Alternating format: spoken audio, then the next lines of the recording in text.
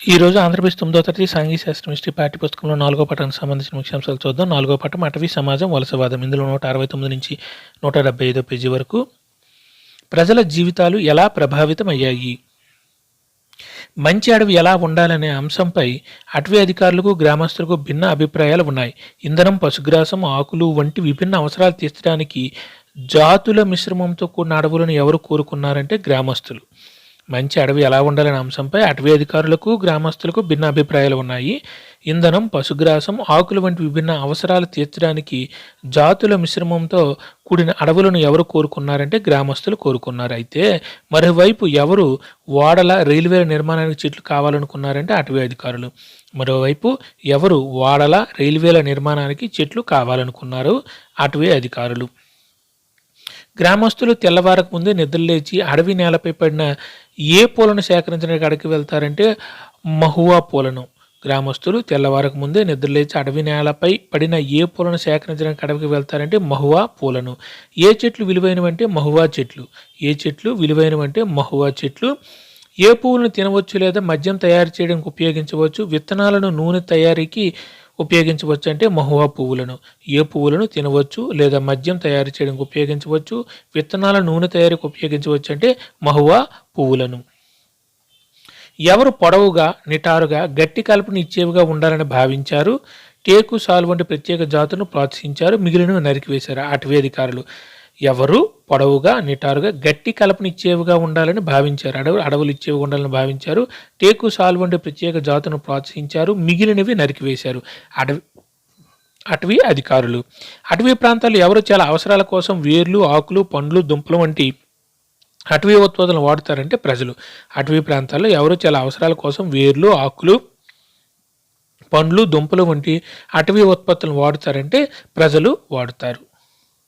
పోషక విలువలు కలిగిన పండ్లు, దుంపలు ముఖ్యంగా ఏ కాలంలో పంట చేతికి రాకముందు తింటారంటే వర్షాకాలంలో. పోషక విలువలు కలిగిన పండ్లు, దుంపలు ముఖ్యంగా ఏ కాలంలో పంట చేతికి రాకముందు తింటారంటే వర్షాకాలంలో.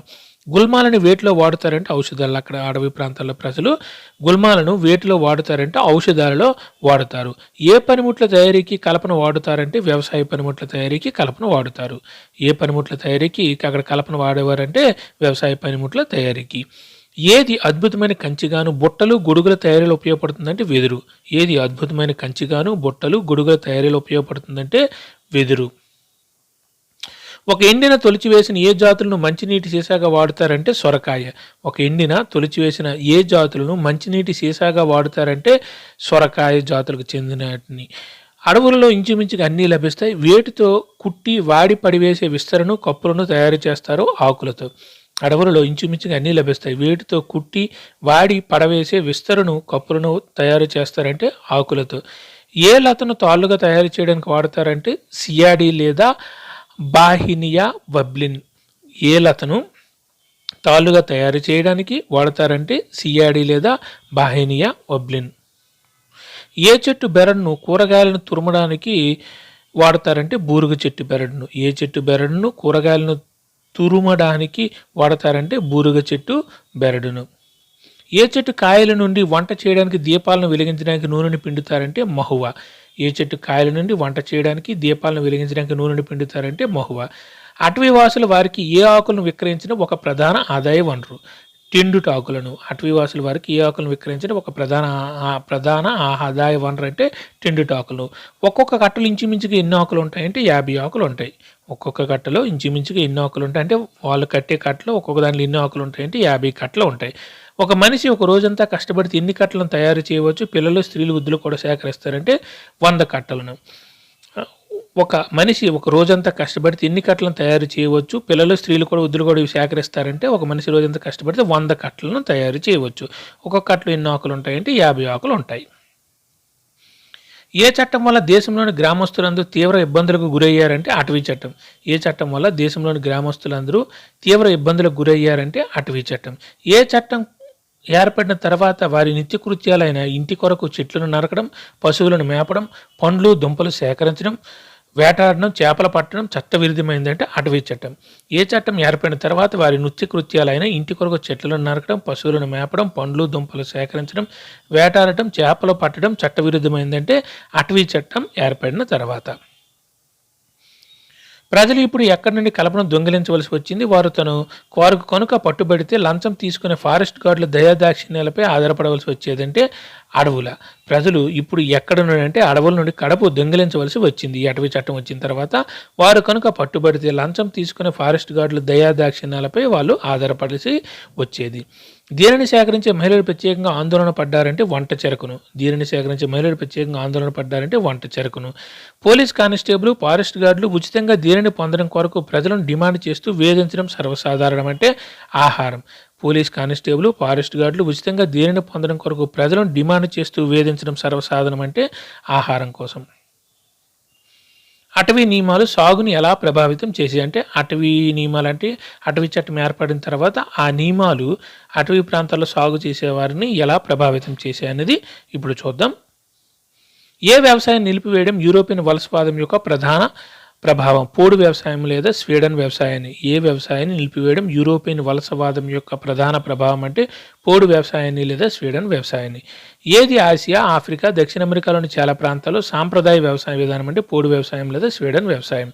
పోడు వ్యవసాయాన్ని మరొక పేరు ఏంటంటే స్వీడన్ వ్యవసాయం. ఏది ఆసియా, ఆఫ్రికా, దక్షిణ అమెరికాలోని చాలా ప్రాంతాల్లో సాంప్రదాయ వ్యవసాయ విధానం అంటే పోడు వ్యవసాయం లేదా స్వీడన్ వ్యవసాయం. స్వీడన్ వ్యవసాయానికి గల స్థానిక నామాలు ఒక్కో ప్రాంతంలో ఏమైనా పిలుస్తారు ఇప్పుడు చూద్దాం. ఆగ్నేయాసియాలో అయితే లాడింగ్, మధ్య అమెరికాలో అయితే మిల్ఫా, ఆఫ్రికాలో అయితే చిట్మన్ లేదా టావి, శ్రీలంకలో అయితే చనా అని స్థానిక నామాలతో పిలుస్తారు. అదే భారతదేశంలో అయితే థ్యా, పెండా, బేవార్, నేవాడ్, జూమ్, పోడు, ఖాండాడ్, కుమ్రి. స్వీడన్ వ్యవసాయానికి గల స్థానిక నామాలు ఆగ్నేయాసియాలో అయితే లాడింగ్ అని పిలుస్తారు, మధ్య అమెరికాలో మిల్ఫా, ఆఫ్రికాలో అయితే చిట్మెన్ లేదా టావి, శ్రీలంకలో అయితే చనా అని స్థానిక నామాలతో పిలుస్తారు. అదే భారతదేశంలో అయితే థ్యా, పెండా, బేవార్, నేవాడ్, జూమ్, పోడు, ఖాండాడ్, కుమ్రి ఇవన్నీ భారతదేశంలో పిలుస్తారు అని స్వీడన్ వ్యవసాయానికి సంబంధించిన స్థానిక ఈ పదాలు ఇవన్నీ. ఏ వ్యవసాయంలో అటవీ భూములను నరకడం, కాల్చడం ఒక దాని తర్వాత ఒకటి కొనసాగుతుందంటే పోడు వ్యవసాయం. ఏ వ్యవసాయంలో అటవీ భూములను నరకడం, కాల్చడం ఒక దాని తర్వాత ఒకటి కొనసాగుతుందంటే పోడు వ్యవసాయం. మొదట ఋతుపవన వర్షాలు పడగానే ఆ బూడిదలో విత్తనాలు నాటుతారు. ఎప్పటికి పంట కోతకు వస్తుందంటే అక్టోబర్, నవంబర్ నాటికి. మొదట అంటే ఈ పోడు వ్యవసాయంలో ఋతుపవన వర్షాలు పడగానే ఆ బూడిదలో విత్తనాలు నాటుతారు. ఎప్పటికి పంట కోతకు వస్తుందంటే అక్టోబరు, నవంబర్ నాటికి. అలాంటి పొలాన్ని ఎన్ని సంవత్సరాల పాటు సాగు చేస్తారంటే 2 సంవత్సరాల పాటు సాగు చేస్తారు. ఇటువంటి పొలాన్ని ఎన్ని సంవత్సరాల పాటు సాగు చేస్తారంటే 2 సంవత్సరాల పాటు సాగు చేస్తారు. తర్వాత ఎన్ని సంవత్సరాల వరకు అడవి పెరగడానికి బీడు భూములుగా వదిలేస్తారంటే 12-18 సంవత్సరాల వరకు. తర్వాత ఎన్ని సంవత్సరాల వరకు అడవి పెరగడానికి బీడు భూములుగా వదిలేస్తారంటే 12-18 సంవత్సరాల వరకు. ఈ భూముల్లో ఏ పంటలు పండిస్తారంటే మిశ్రమ పంటలు. అంటే ఈ పొడి వ్యవసాయం లేని భూమిలో ఏ పంటలు పండిస్తారంటే మిశ్రమ పంటలు పండిస్తూ ఉంటారు. ఈ మిశ్రమ పంటల్లో ఒక్కో ప్రాంతంలో ఒక్కోటి పండిస్తూ ఉంటారు. వాటి గురించి చూద్దాం. మధ్య భారతదేశం, ఆఫ్రికాలో చిరుధాన్యాలు, బ్రెజిల్లో దుంపలు, లాటిన్ అమెరికాలోని ఇతర ప్రాంతాల్లో మొక్కజొన్న, చిక్కుడు వంటివి కావచ్చు అంటున్నారు. టెక్స్ట్ బుక్లు కాబట్టి మనం నేర్చుకుందాం. మధ్య భారతదేశం, ఆఫ్రికాలో చిరుధాన్యాలు, బ్రెజిల్లో దుంపలు, లాటిన్ అమెరికాలోని ఇతర ప్రాంతాల్లో మొక్కజొన్న, చిక్కుడు వంటివి కావచ్చు. ఈ మిశ్రమ పంటలు ఒక్కొక్క ప్రాంతంలో ఒక్కొక్కటి పండిస్తూ ఉంటారు. ఏ అధికారులు ఈ పద్ధతి అడవులకు హానికరమని భావించారంటే ఐరోపా అధికారులు. ఏ అధికారులు ఈ పద్ధతి అంటే ఈ పోడు వ్యవసాయ పద్ధతి అడవులకు హానికరమని భావించారంటే ఐరోపా అధికారులు. కొన్ని సంవత్సరాల తర్వాత తిరిగి సాగు చేసే భూములలో దేనికి అవసరమై కలపను పెంచలేమని భావించారంటే రైల్వేలకు. కొన్ని సంవత్సరాల తర్వాత తిరిగి సాగు చేసే భూములలో దేనికి అవసరమయ్యే కలపను భావించారంటే రైల్వేలకు అవసరమైన కలపను పెంచలేమని వాళ్ళు భావించారు. వేటిని కాల్చినప్పుడు మంటలు వ్యాపించడం వలన విలువైన కలప కాలిపోయే ప్రమాదం ఉందంటే అడవులను. ఈ పొడి వ్యవసాయం చేసేటప్పుడు అడవులను కాల్చివేస్తారు కదా, ఒక ప్రాంతం ఏర్పరిస్తే అలాంటి చేసేటప్పుడు కలప కాలిపోయే ప్రమాదం ఉందని వాళ్ళు భావించారు ఐరోపా అధికారులు. ఏ వ్యవసాయం వల్ల ప్రభుత్వానికి పన్నులు గణించిన కష్టతరం అయిపోయిందంటే పోడు వ్యవసాయం. ఏ వ్యవసాయం వల్ల ప్రభుత్వానికి పన్నులు గణించిన కష్టతరం అయిపోయిందంటే పోడు వ్యవసాయం. ఈ పోడు వ్యవసాయం చేసేవాళ్ళు అడవుల్లో చేస్తారు కాబట్టి వీళ్ళు పన్నులు కట్టరని వాళ్ళు అనుకున్నారు. ఎవరు? ఐరోపా అధికారులు. అందువల్ల ప్రభుత్వం ఏ వ్యవసాయం నిషేధించాలని నిర్ణయించింది. దాని ఫలితంగా చాలామంది అడవుల్లోని వారి ఇళ్ల నుండి నిర్వాసితులు అయ్యారంటే పోడు వ్యవసాయాన్ని.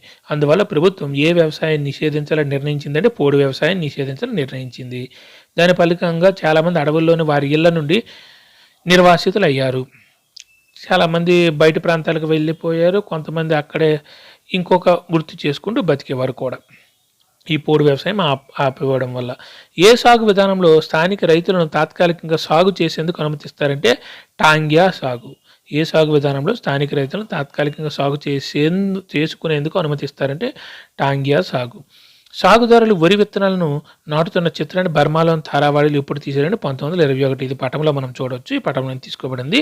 సాగుదారులు వరి విత్తనాలను నాటుతున్న చిత్రాన్ని బర్మాలోని ధారావాడీలో ఎప్పుడు తీశారంటే 1921లో ఆ చిత్రం తీశారు.